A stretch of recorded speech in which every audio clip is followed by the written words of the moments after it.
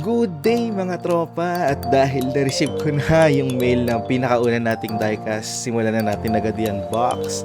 First time kong gumawa ng ganitong video, first time ko rin magkaroon ng mag-open ng sariling diecast card. Tara, samahan nyo ako. Ayan no, quality. Tanggalin lang natin agad sa plastic. Papakita sa inyo kung gaano kaganda yung sasakyan. Iba kasi yung itsura niya sa personal eh.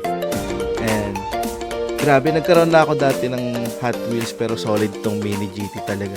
Liberty Walk nga pala to. Grabe quality. Tingnan nyo to. At ayun na nga. So, napakaganda diba? Anyways, marami pa tayong ganitong content na gagawin. So, I'll see you guys on the next video.